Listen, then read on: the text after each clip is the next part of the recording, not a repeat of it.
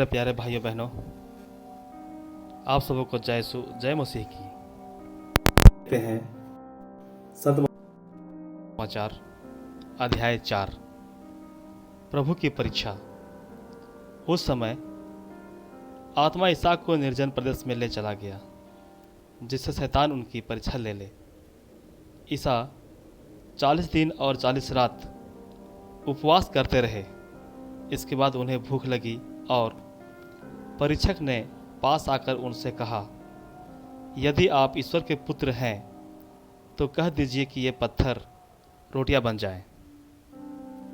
ईसा ने उत्तर दिया, लिखा है, मनुष्य रोटी से ही नहीं जीता है, वह ईश्वर के मुख से निकलने वाले हर एक शब्द से जीता है।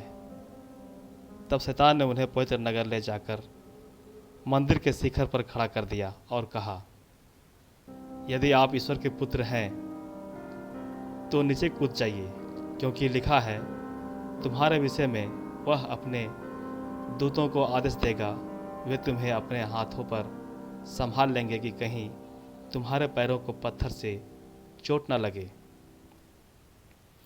ईसा ने उससे कहा, यह भी लिखा है, अपने प्रभु ईश्वर की परीक्षा मत लो।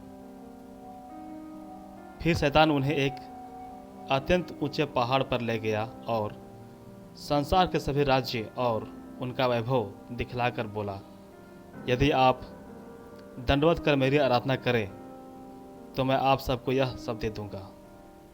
ईसा ने उत्तर दिया, हट जा शैतान, लिखा है, अपने प्रभु की आराधना करो और केवल उसी की सेवा करो।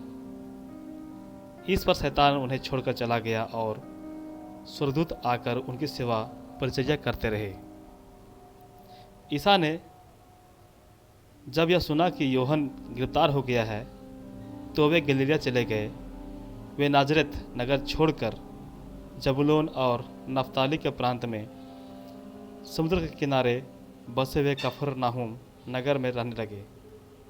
इस तरह नबी ईसाया का यह कथन पूरा हुआ, जबूलून प्रांत, नप्ताली प्रांत, समुद्र के पथ पर यरदन के उस पार गैर यहूदिया की गलीलिया, अंधकार में रहने वाले लोगों ने एक महती ज्योति देखी है।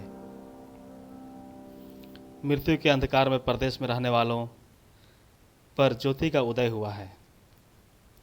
उस समय ईसा उपदेश देने और यह कहने लगे, पश्चाताप करो, स्वर्ग का राज्य निकट आ गया है।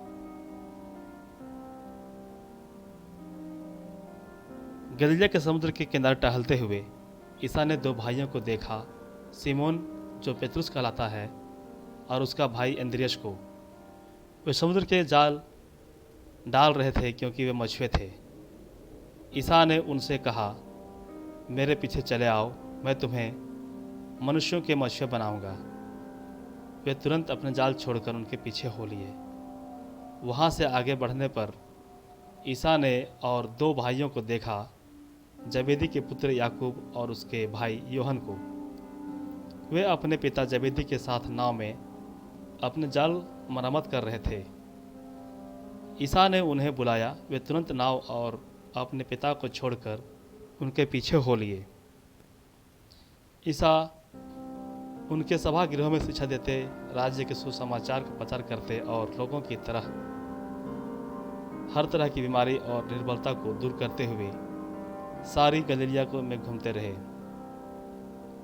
उनका नाम सारी सीरिया में फैल गया। लोग मिर्गी, लकवा आदि नाना प्रकार की बीमारियों और कष्टों से पीड़ित सब रोगियों को और अब्दुतग्रस्तों को ईसा के पास ले आते और उन्हें चंगा करते थे। गलीलिया, देकापोलिस, यरूशलेम, यहूदिया और यरदन के उस पार से आया हुआ एक विशाल जनसमूह उनके पीछे पीछे चलता था। यह ईश्वर